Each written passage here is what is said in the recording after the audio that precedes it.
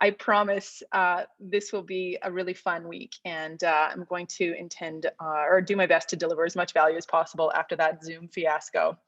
So thank you again, and welcome to Wednesday Workshop. I can't believe it's already May. This is quite crazy, and we can all relate to how fast time is flying. If you're in Alberta and you're part of the very fun announcement yesterday that your children will be home for the next few weeks, like mine, you're probably having an even better day. And we're going to make the most of it. So here we are. Let me just get my screen shrunk down a little bit. There we go. So if you have any questions as we go, please just holler or type them in the chat, unmute yourself, whatever you prefer to do is totally fine by me. And then I'd love to hear your thoughts at the end. So where have you landed with your own content pillars and then those topic ideas that we're building on from last week, which truly, it's a really great recipe, I have to say. When it was presented to me several years ago as like, you know, building on the content pillars that we break our social media and our blog and video content into that drive with our business. They're basically the pillars and themes of our business. And if we can break our subject matter into those areas, it just makes it that much more interesting and, you know, highly resonating and actionable for our users. And it's not all promotional, knee-jerk, last-minute content that nobody wants to hear. So not only are we going deeper by creating these content pillars, we're creating them really interestingly with content categories, which I'll review in a moment. The how-tos, did you knows, behind the scenes, ask me anythings, interviews, testimonials, really fun stuff that make your content read like a magazine. Every page is different. Every e-newsletter is exciting to open. We are now really engaging people in uniquely compelling ways. The thing that we're going to look at today is past that baseline stuff, and it goes into anchoring our weeks, and ideally these 52 topics that we tried to come up with last week, or that you can continue to come up with, and I'll show you that recipe in a moment. But we're going to anchor each week in something that's called the Keystone content that allows us to create one brilliant video, blog post, or something a little more deep and substantial. It could literally be a dictated 5-paragraph blog post into your phone, done in a batch content creation session at the beginning of the month. So you've got 4 blog posts ready to go, and they're based in those 52 topics that we're going to talk about. And now it can drip out and be repurposed into your social content, your e-newsletter, your captions, your hashtags, etc. So we're not going crazy anymore. We've talked a lot for years as marketers and small businesses, big businesses, about editorial calendars and planning tools and software. But what we haven't spent enough time talking about is, you know, how to create content that's resonating, but that truly serves our goals. So rather than just puking out this like ongoing stuff every day that really isn't based in revenue targets, marketing and sales themes, you know, audience needs and goals throughout the year, we're just not being strategic about it. So let's go into this part 2 here, the Keystone content that builds on last week's content formula. And this is really for anyone that is, you know, don't have to be a business owner or freelancer, but corporate marketer, but you're looking for a better way to create and strategize and publish your content on a weekly and monthly basis. And next week's part 3 of this 3-part series is going to be really about the process to make it all happen. We call it our nicer method. So it's really nice.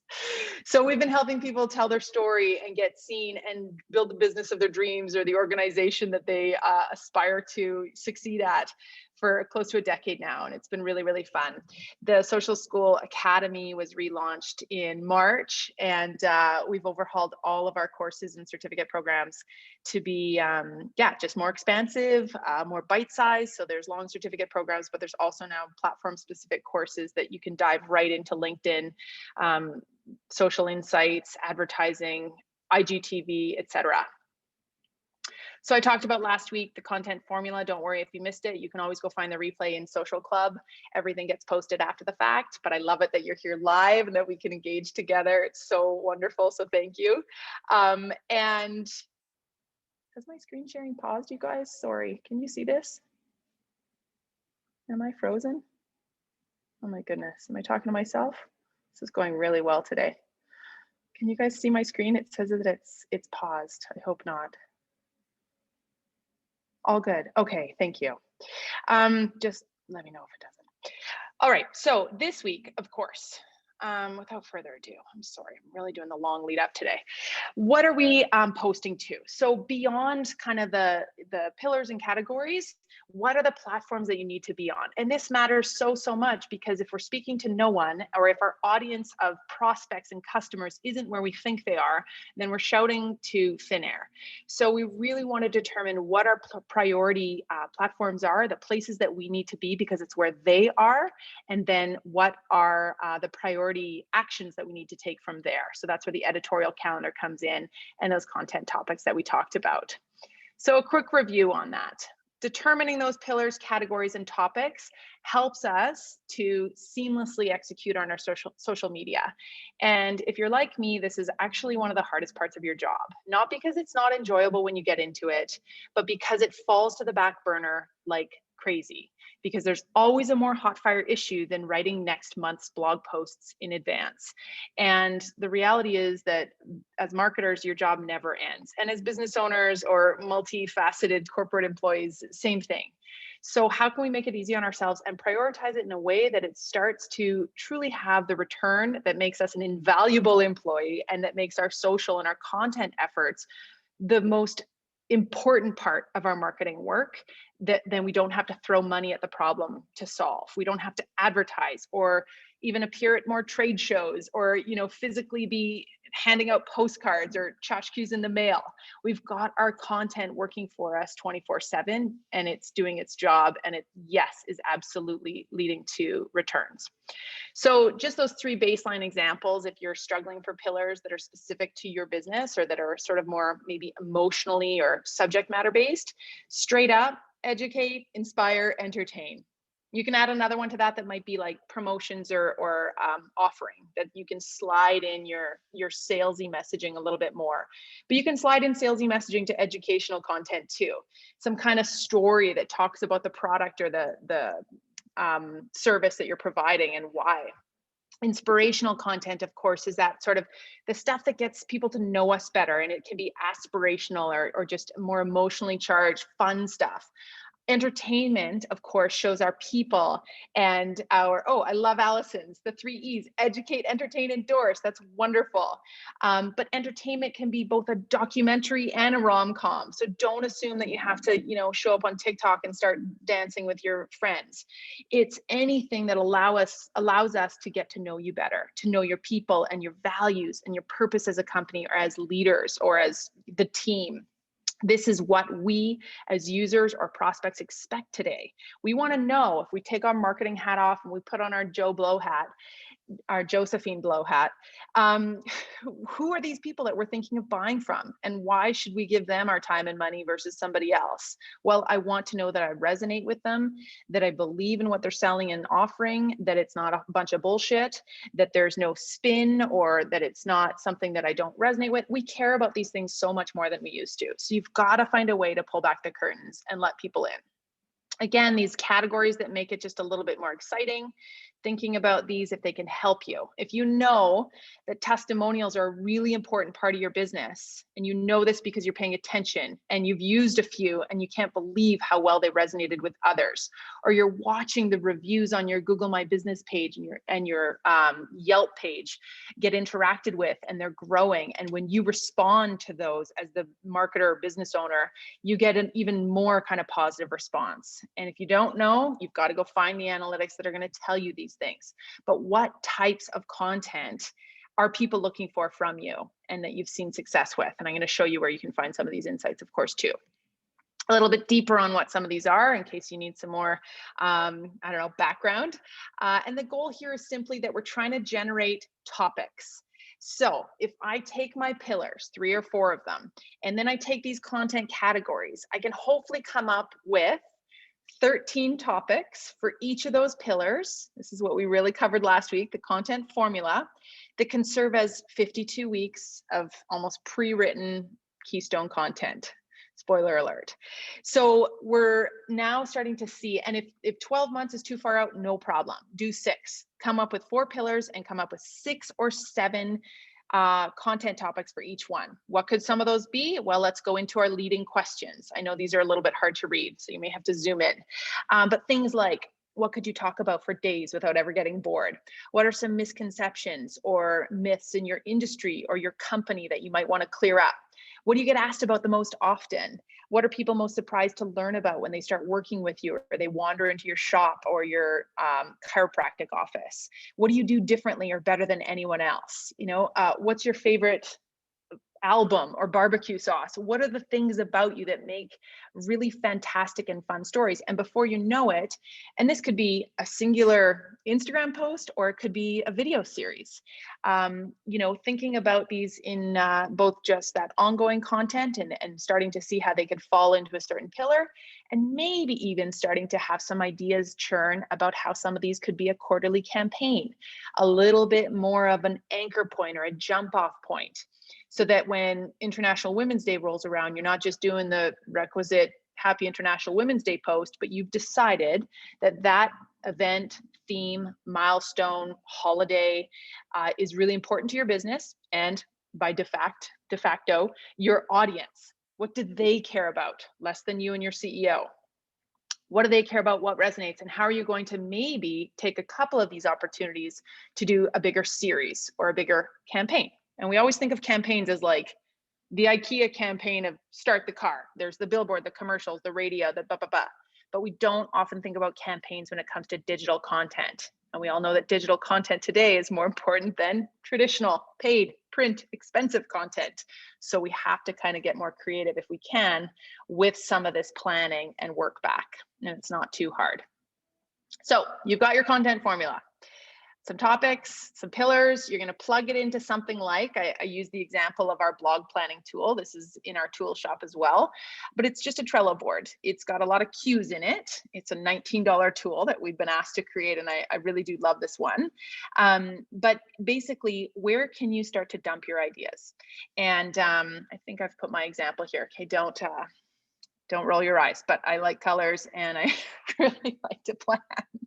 But also then I can share with our team, or I can just brainstorm on the fly, or I can start to see the year of content or even the quarter start to map out. And when you have a weekly theme or a weekly topic and you're dividing them up by your pillar, for me, actually, our pillars are based in our product offerings. I'm breaking all the rules because I often say, make them emotionally based, educate, entertain, inspire. Don't make it like, product A, product B, product C, but it just depends on what you want to do. I know that I can make our websites and e-commerce content, pillar 1, emotional, or I can tell stories behind it and I can drive people towards it. But I also know that that's an important pillar, and I'm going to heavily weight it to Q1 because that's when I'm selling it. Q2 is more about community and content because that's when we're launching the content club, etc. So you can go as deep or as simple as you want here. Don't let me overwhelm you. Remembering that the goal is to create a few pillars and come up with some topics. Use those leading questions if you want to, and try to start to jot them down. The nice thing about Trello is that if you were to assign dates to those those topics, you can then start to see it in calendar view, which we'll look at when we talk about the editorial calendar here at the end of today. Any questions so far on any of that? Oh, there's the calendar view. So now I've just got sort of my basis for the week. And what do you know? That topic is going to be the basis of my Keystone content. So before we talk about the Keystone content and why that one important piece can spill into all the others, we need to first look at what platforms we're on, obviously. Well, where is our Keystone content going to land? Is it going to be a blog, or is it going to be my YouTube channel? What is the most important content for me? And then what are the secondary and say tertiary platforms or spaces that I need to occupy? Gone are the days where we need to be everywhere. And this is what I actually really like about social media today and digital marketing, is that it's quality over quantity. Algorithms are at play, and we know that our content's being filtered, but we also know that when we focus really well, so my point is, yes, less people might see that content, but that doesn't mean we should just spew more of it out there. People are smart. We're far more savvy than we used to be. And content will also live at the top of a feed for a long time. So just because somebody didn't see it in real time, if that content performs well, quality over quantity, it's going to sit at the top of the Instagram feed for a while. It's not going to be buried like it would be in Twitter, for example, who doesn't use or they're still using chronological time. Other platforms like Facebook, Instagram, LinkedIn, YouTube will reward you for creating better content, and they'll keep it up top of stream for longer, and more people will see it, and more people will click on it and engage with it and take action on it. And that is the goal. Less is more. You can create 52 blog posts in a year, and if they're all not seen or poorly written or just not engaging or what people want, so you're not sharing them enough and proliferating them enough, you're spending too much time perfecting your words and then not telling anybody, it's, again, you're speaking to no one. So you're far better off to create 6 incredible blog posts that you share the crap out of and that people heavily traffic, and they grow your SEO, and your all boats kind of rise as a result of some really high quality, well-read blog posts, for example, or social posts. So where should you be focusing your efforts? There's a number of answers to this, of course, and some are anecdotal based on what you know and what you think. And others are based on facts and stats and insights from our social platforms themselves. But the reality is we've got a lot of choice here. Not only are there many, many platforms out there for us, but there's also an increased commitment on a lot of those platforms, i.e. Instagram. No longer is it just a feed or then a curated feed of beautiful posts and imagery, instead of some janky feed like it was when we first, launched it, and you could put on every kind of ugly filter you wanted. Nobody cared. It's now also got stories, IGTV, lives, reels, insights, just so many different things and different features within one singular platform that it almost requires its own strategy, as a standalone Instagram kind of strategy. So we've got limited attention spans. In addition to that, we've got heightened audience expectations in terms of the quality and the frequency and the consistency, and just, what we're delivering and how much value it's providing. You and I both know that if something is spammy or unwanted or unwarranted, you're the first to unfollow, unsubscribe, opt out, ad block. We don't want to be advertised to, and we sure don't want to be receiving stuff that's going to waste our time, clog up our inbox, or just, add to the noise of our already very noisy world. So we've really got to take these things seriously without, of course, paralyzing ourselves, which a lot of people, myself included, are often good at doing. Vandy's asking, how do you share blog posts on Instagram? I mean, lots of ways to do this, but actually, thanks for that tee up, because when we talk about Keystone content, the really important stuff, which we're going to get to, we want to use it as a way to create smaller bits of content for our secondary or tertiary platforms like Instagram, unless Instagram is your A1 Keystone, which fine, that's totally cool. But the idea is that these smaller social platforms are going to promote the Keystone content that lives on your website. If your blog lives on your website, which most of us it does, well, now we're using Instagram to share and promote that blog post and drive people to our website so they get lost in that, not so that they scroll right by it and they never take action. So how we would share a post on Instagram, a blog post, easy. We can post the link. We can, if we have 10,000 followers, we can have them swipe up and follow the link, or we can put it in our bio. We can create a graphic that's really compelling, that makes people want to click through and go find that blog post, etc. But it's worth spending some time scrolling through your own feed and seeing what kind of stuff you click on and what resonates, because there's no shortage of people saying, new blog post, go read it. And you're like, no thanks. Why? What's in it for me? So really, that goes back to a lot of the serving and the purpose-based stuff that we need to consider before we even begin. Okay, so thanks, Vandy. Great question. We're going to keep building on that. So what are our main platforms, assets, opportunities of today? I mean, again, no shortage, but what we're going to really focus on here are these guys, the key platforms universally. You might think that collaborations are your most important thing, or that media outreach still absolutely drives a ton of SEO for you. And every time you have somebody write about you in your local paper or your niche magazine, you have a massive increase in traffic. Great. Absolutely keep doing those things. But in the world where it's tough to be everywhere, unless you're a 20-person marketing team, we've got to start to prioritize. And some of us might have certainty that a podcast is where it's at. We really want to make it happen. Well, we need to make a plan then to make sure it doesn't fall flat, because there's a lot of podcasts launched daily that don't go anywhere and they don't get seen, and that's why they fail. Video, and by micro video, I mean Instagram Reels. I mean maybe TikToks or Snapchats, if that's where your people are. I mean lives. So the kind of more on the fly, less curated video than, say, a produced piece that you might have from a conference or from something that you're doing with your team. Video can take all forms, but some of it, of course, micro video is a little easier to immediately create, and people are a lot more forgiving if it's very raw and unpolished, I should say. So we're going to build on those guys right there, those pink ones that are part of our Keystone plan. And why is that? Well, statistically, this is where people's attention is. We can't argue that they're on social media, with over 2.5 billion monthly active users currently on Facebook and growing all the time. And Facebook having well surpassed the billion user monthly mark, LinkedIn growing all the time and being massively influential in North America and in professional audiences, but also just for its organic reach capability, which is still unmatched, kind of like TikTok.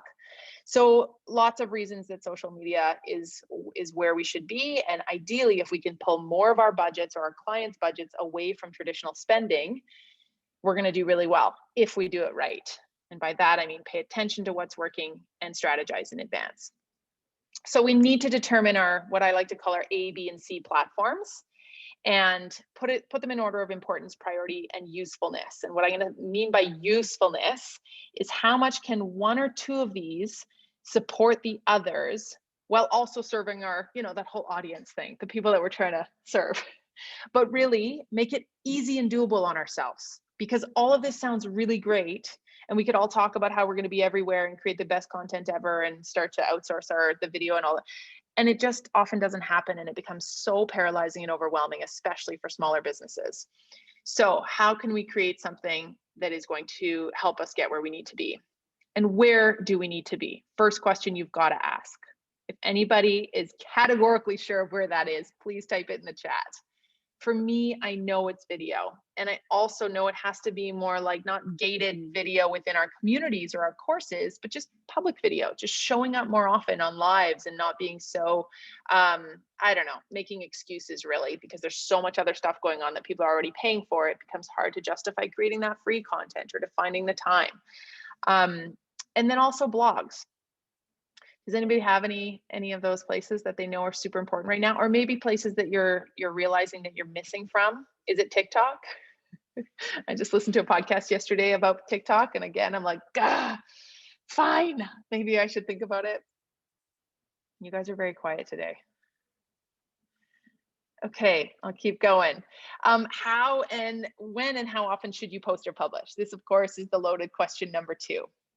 So what does that look like for you? And the question I really love to ask myself, what is sustainable? Of course, we all know that it's better to start off small with 2 platforms and not so overly ambitious ideas, and then grow from there, versus, launch with a live video twice a week and blog plan and e-newsletter twice a week and then just fall flat.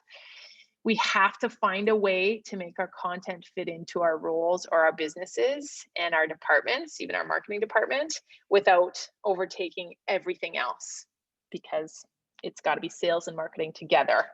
And of course, the strategy is the most important part. Okay, so we can start to determine how often we should publish and where we should be with our insights. We've got screenshots here from Facebook, Twitter, LinkedIn, and Instagram. And these insights exist throughout these platforms, or specifically within the Insights tab in your phone app, in your desktop applications. There's no shortage of them. It just depends on what you know to be the most important aspect. Is it time of day that your fans and followers are online? Is it day of the week? Is it more about the post content and what is resonating with them? We have an entire social insights course if you're interested. This is really about starting to drive the right types of content and platforms and audience targeting based on what you know to be working, or what's working in the world, what other companies are doing, and what kind of case studies we can look to see why and how they're showing up and what kind of trending content is really working. Then, of course, beyond the when and the where, it's the what. What should we be posting? Fairly obvious. We're looking into our insights, for example, in Facebook and seeing what kind of post performance we're having. The little icons on the left there, the type of content, video, link, photo, status updates. Of course, video performs best. Generally, video is king. So layering into our content pillars and our content categories, we've also got those types, and that can add a whole other element. But again, don't be overwhelmed. That stuff starts to happen pretty naturally. If you're plugging in Instagram stories into your content calendar, well, then you've got to come up with a few more graphics than before, or a bit more live video, etc. How do we keep it organized, easy, and on track? I often say to people, this is not rocket science. If I can learn this stuff, anyone can. And I mean, right up to SEO and Google Ads, these platforms are meant to be understood and available to everybody. You don't need a PhD in Google Ads in order to use it, nor do you need to be a rocket scientist to use an editorial calendar properly or to really resonate on social. And you and I both know this because there's a lot of idiots doing really well on social media. So it's commitment. It is building a plan and then getting to know the tool and the platform and the plan that you're going to use. And it's going to take longer than you think to actually map out your strategy and just get it off the ground before it starts to seamlessly run in the process that you've created. So if we start with those content pillars, this is that platform I mentioned called Content Studio that I'm really loving. But there's lots of other planning tools that incorporate the pillars that you've created or the categories of posts. So I just really like this because if I map out, in this case, I have 6 content pillars. I'm breaking the rule there of 3 or 4. Then I can start to plug in my content, and I can map out or I can take my topic ideas and drop them in according to whatever pillar they belong in. So those keystone topics. Now, we have to remember here, of course, that consistency is the most important piece. Again, what is sustainable? What can you do that is going to be something you build on and that your fans and followers get really excited about and ask for more, and you can iterate and add to based on what's working, as opposed to just, launch and fall off. Carefully curated content will help us reach our social goals. That is the end game here. And I've watched companies launch just using Instagram, just using organic posts, no paid, no boosted content, no media buys and billboards, just an Instagram feed that was beautifully executed, not perfectly curated, even though I use the word curated, I kind of shouldn't, but not an art piece, more of a living, breathing human thing that people are so drawn into. And sure, we're not all boxing studios that can have that kind of success and open our doors with 100,000 followers and immediate subscriptions, but we do have end results. If you're the tax accountant or the banking firm or the fiber optic internet company or the physiotherapist, and you don't have the sexy, photographic, beautiful visual content, bummer. I don't either. However, we have end results, we have transformations, we have happy customers, hopefully, and real humans. And that's what people care about. The stories of what you delivered or how you made someone's life easier or happier or better or more fun or more fulfilling, or they paid their taxes, hooray. And how did you get them there? They're the hero of the story. So remembering that, we have a lot of content storytelling classes that go deeper into that, but again, all of these things are tactical, and we need to continuously remember that tactics are one thing and, creativity is the other. So this is where I also really like Content Studio, because once I've created my categories, there's a few more that I was hiding from you, but that's for other areas of our business. But then I create a schedule for them and I start to fill my content bank and with post ideas. And then I know that they're going to roll out according to the schedule that I've set. Now, I've plugged in what I also tick a box for what platform I allow those to be posted on, and they're not just generically all the same. In a lot of these ones, I'm allowing it to go to Facebook, Twitter, LinkedIn, and Google My Business at the same time. I'll do Instagram separately, but this tool allows me to actually change the caption on each one of those platforms so that unfortunately it's going out at the same time on each one, but that's okay. I'll take that if it means that I can change the actual caption per platform. Again, I'm not trying to push Content Studio on you. I'm just showing you sort of the idea. You can create this sort of idea in Trello. You can do anything you want to in a planning tool, even if it's a flat spreadsheet built in Google Docs. And by flat, I just mean it's not live connected to your social feeds. So what are you, beyond kind of the scheduling by pillar, your scheduling by platform, of course, you have to think about that too. How many times do you want to post on Facebook per week? And what's doable? How many videos can you come up with? And maybe you have back videos that you need to start rolling out onto YouTube and creating a channel there that's got some of those beautiful videos that you've just had sitting in your files, or ditto for LinkedIn articles, etc. A lot of companies, and back in my agency days, I'd work with big firms, big organizations and nonprofits that would have years worth of content that they didn't know what to do with. And it was oftentimes just a matter of like pulling it together and starting to roll it out, repurpose it, and revisit it, unearth it. It was really cool. So next week, we're going to go into that deeper, that nicer method of content creation, where I'm going to show you how to plug that calendar full. I know I just breezed over, topics, and then you just plug them in there. Well, no, we've got to come up with something deeper than that. You've got a great idea for the theme of the week, but what is the actual caption going to read? And what is that blog post that you're going to write going to say? And when are you going to create the accompanying graphics and photos? Well, with our nicer method, we work a month in advance. We first name our plans quarterly with those topics that I just described. So congratulations, you're done the N if you've come up with some topics. And then the I is week 1. That's ideate, where we go deeper into fleshing out the copy. Week 2 is create. So we actually write the headlines and the sound bites and the blog posts or the video script. Week 3 is the E, that's edits. So you're gonna edit it, you're gonna finalize it, you're gonna plug it into your scheduling tool. And week 4 is reach. So if you're gonna boost any content or create any ad campaigns, or simply reach and return, you're gonna look at how things are performing that month for the content you created the month prior, and you're gonna make any adjustments or just learn as you go. So again, if we were creating content for June, the first week of May, we're ideating on what that's going to be. The second week, we're creating it. The third week, we're editing. Fourth week, we're creating the reach, so that when June 1 starts, that content's ready to roll out and it's no longer a hassle. We do this for 1 hour a week. So in 1 hour, every Tuesday, as part of the content club, we do it together, but you can certainly do this on your own as well. It's just our sort of method that we've honed over the years. So more on that next week. So the Keystone content. It only took me 40 minutes to get to the punchline. My watch is dead. 1:48.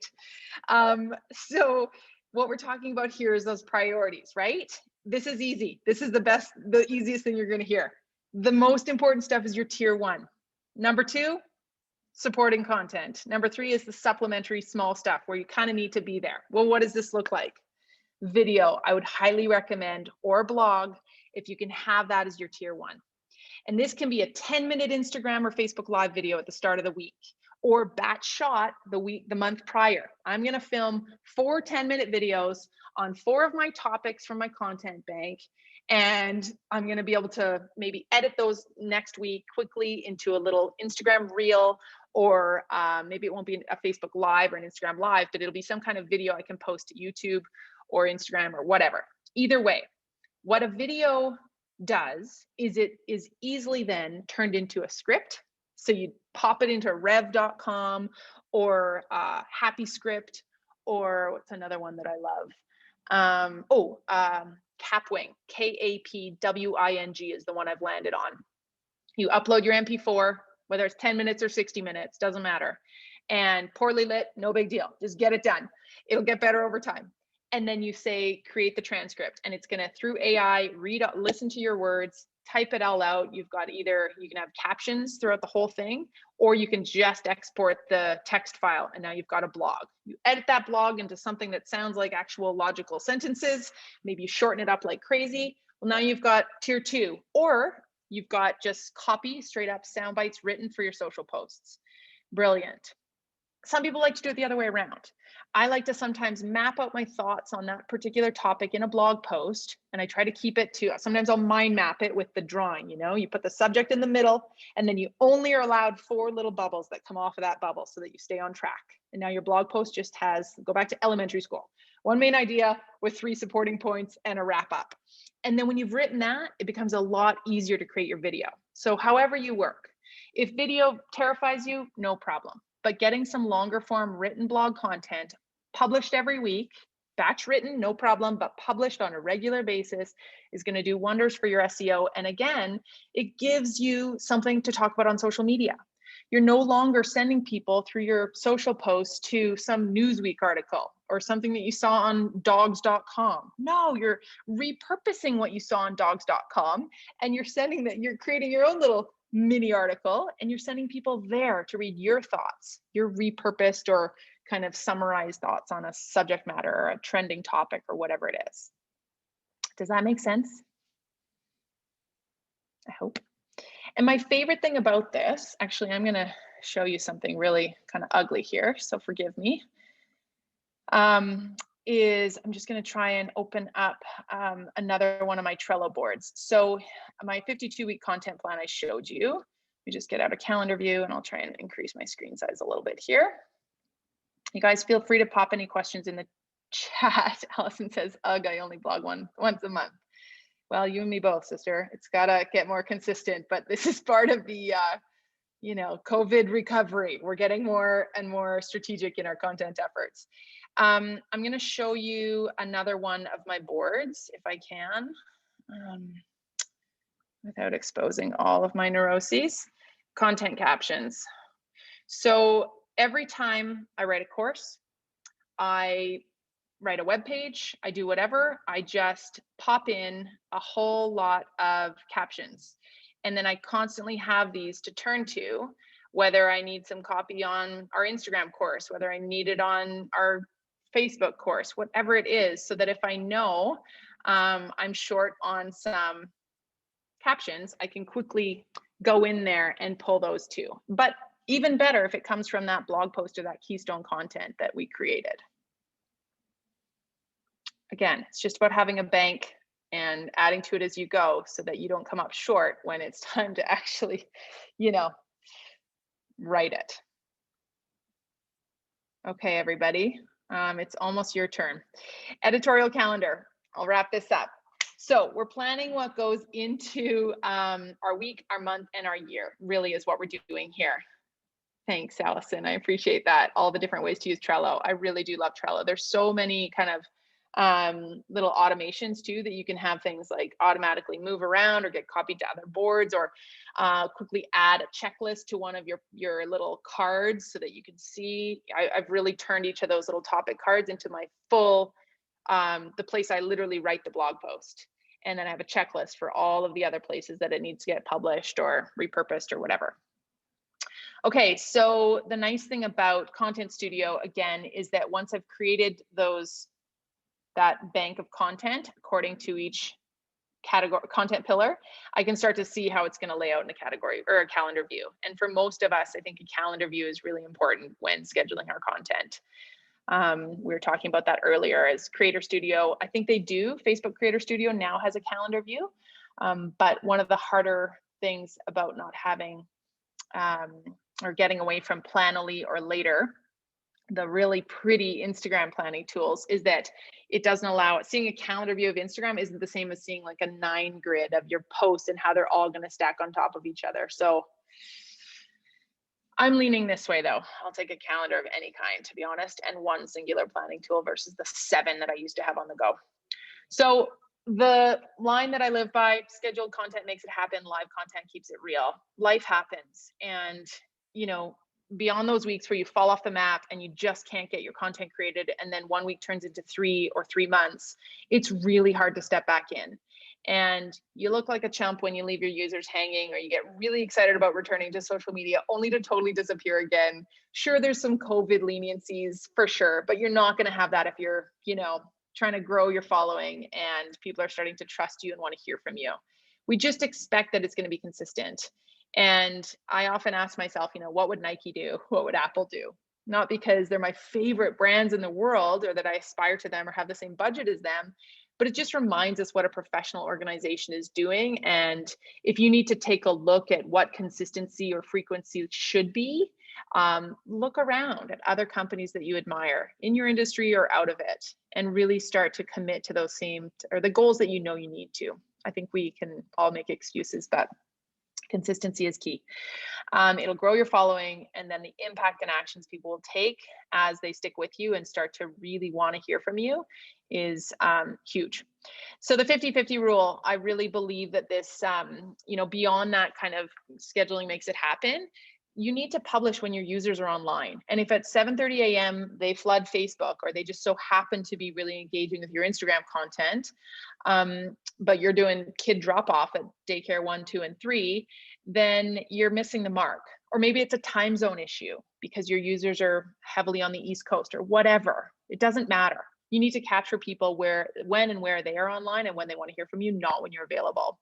And the creativity is so much deeper. I think we can all agree, when you're not perfecting it or trying to write something on the side of the road pulled over, you're writing it in advance, and you're even thinking about some of those more strategic campaigns. And 12 months, when we map out those topics, you may have noticed with mine that I also really tied them into sales goals or products that we're pushing and selling, programs that we're running. So the word editorial calendar comes from magazine land. So if you think about Vogue, the September issue is the big fat one with all the runway stuff, or Avenue magazine, March, I think, is the best restaurants issue. There's themes to the magazines, and there's a reason for this, so that they can plan their editorial content and what's going into those issues, but so that advertisers can also leap onto that green home issue or fashion issue or whatever it is, the Christmas gift guide issue, and they can be present in that heavily trafficked or really topical, relevant, magazine for their readers or for their audience. So we've got to do the same thing. Our editorial calendar, sure, it's about our plans, but really it's about what our users need to hear from us at that time of the year or that quarter or that season, what our sales goals are. And so many of us as marketers are forgetting to tie things back to revenue, and then work however far in advance it takes.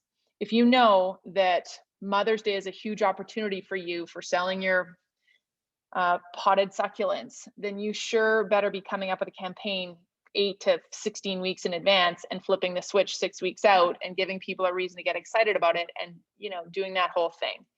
And again, that's where that knee-jerk content just doesn't work. Okay, anybody want to share with us their pillars? Couple of content pillars before we wrap up and say goodbye.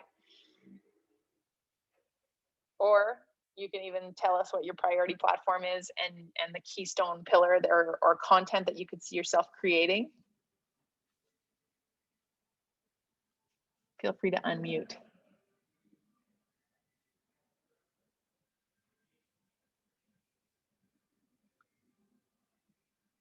Oh man, you guys are very quiet.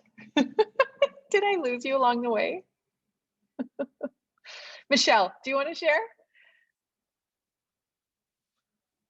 Or Sheena? Are you there? Hi. Oh, who's that? Hi. Honestly, I don't have a business running, but I have been learning things along the way as COVID has changed the world, right? So I decided to do these weekly workshops with you just to kind of pull any ideas or platforms or what people are using. And then I just kind of do my own research, and I'm actually really surprised at how much I've learned along the way, where I'm like, oh my God, I get this. I totally get this. So Amazing. and I'm not only trying to start a business for myself, but also for who I'm with, right? So there's kind of a, trying to narrow it down, because there's just so much that you want to do, but what am I really capable of doing, and where I need to kind of hone in my focus, right? So I kind of take a lot of the things you say and I'm like, okay, I get it, right? Good for you. Oh my God, don't let me overwhelm you. I really do that well.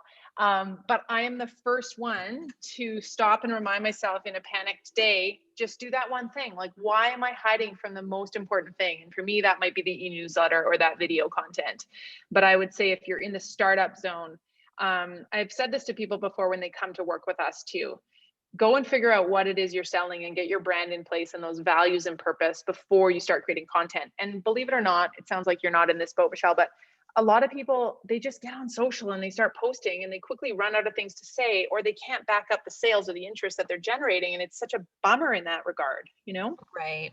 See, I'm trying to really base things off of my lifestyle. So that, kind of a nutrition and those kind of components. So, like for me, I just really needed something that was grounded in my life. So, Yeah. and it was just trying to hone that down. So, but I've learned a lot. And just going through some of this, I saw pre-COVID that you had workshops going on, kind of the 3-day or 5-day.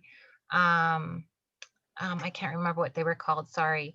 No, that's okay. And then when COVID hit, of course, nothing was going on, but I put my name in the newsletter. And then that's how I found out that these workshops were going on and these classes. So I'm just trying to figure out what kind of classes I should take and just Cool. go from there. So I really That's appreciate awesome. all of this info.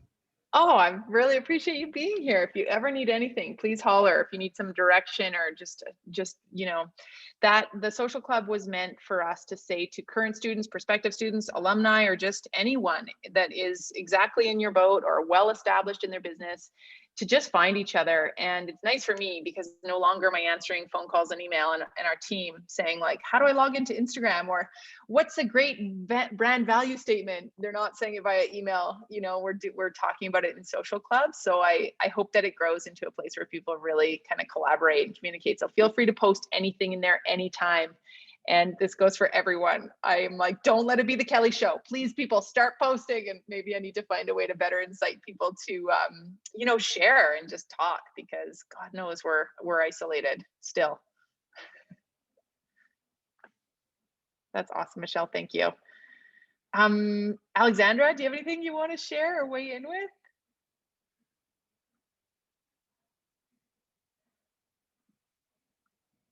Or Sheena?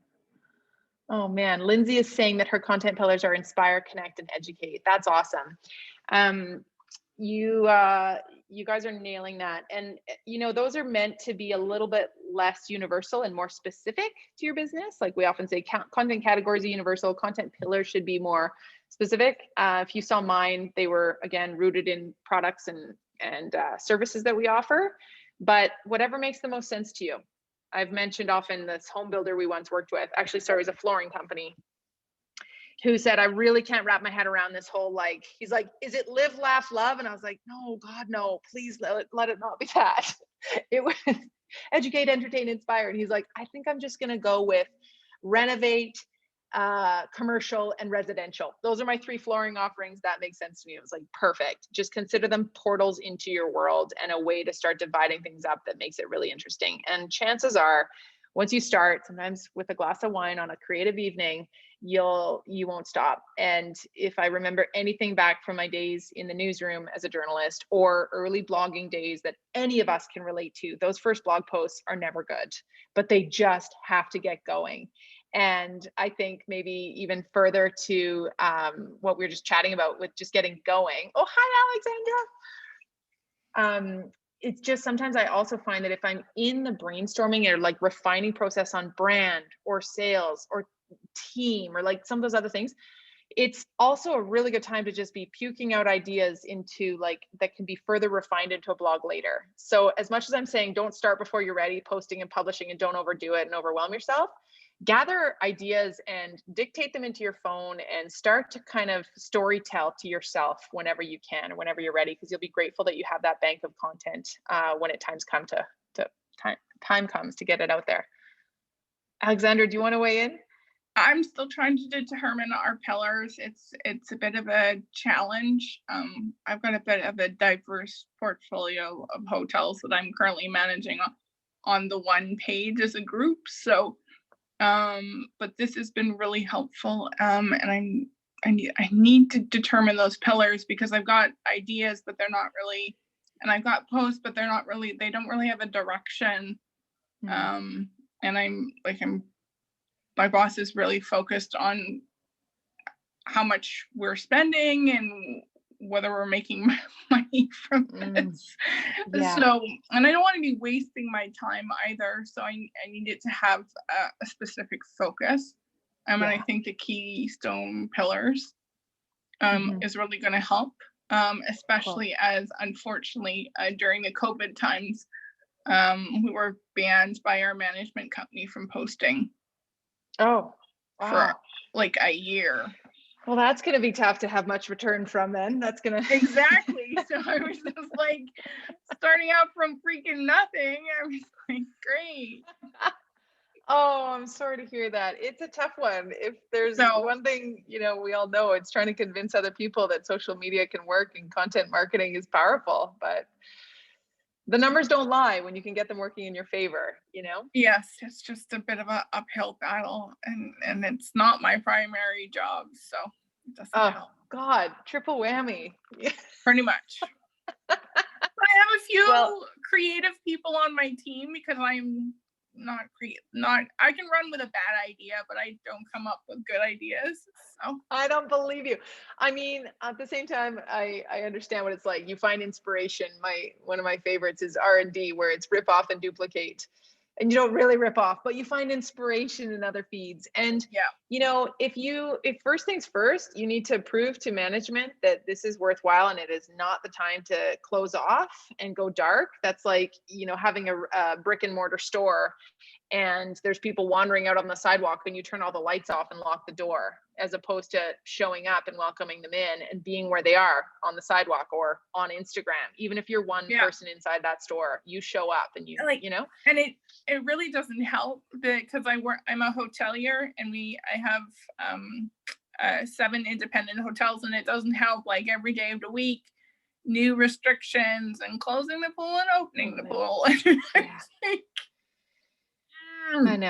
I know, but that's where, and to be honest, without going deep into Google My Business, that our Google My Business course was created and updated during COVID with every kind of idea and reason for keeping your people updated with that. And that platform is a no-brainer. Like, it has to be live. If you've got any kind of COVID implications or people wondering if you're open or what your hours are, how to find you or how to support you, the updates within GMB are dead easy, and you can schedule them now too. And so, I mean, people will understand because we all get it. We're all part of this, but not communicating with them is deadly.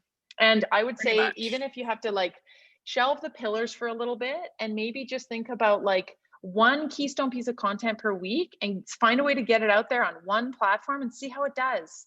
Just go back it up, and don't have an entire plan or massive calendar in place, but just give it one good piece of content that you've creatively thought, like, what do people need from us?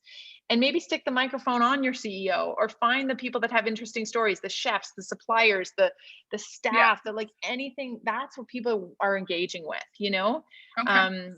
and you still have humans in your organization, and you still have people that want to support you on the other side of this. So don't let those two become disconnected. Find a way to show the people what they're coming back to, and the people that are inside that organization, even if you can't show the pool or you can't show the beautiful dishes of food or whatever, Make it human. Yes, it's just a bit of a challenge. I know. I hear you. It doesn't help. We're all in it. It's in We're Fort going to survive one way or another. Alberta, Canada. So yeah. So well, thank you so much for joining, you guys. Alison is saying, I love the idea of content banks. It will help on brain fog days, but will also help when passing on the social media task to an associate. 100%. And, I've said to a couple of our newbies, can you please watch these 5 courses and, grab a couple sound bites from them? Or can you record that meeting with your boss, or that, maybe it's something that was stated at a keynote session they gave years ago, whatever it is, your investor report, pull the juiciest stuff out of there and start creating these one-liners. And when you've got that, man, it becomes easy to come up with topic ideas and content on the fly. So I wish you guys all the best. I can't wait to see you again next week.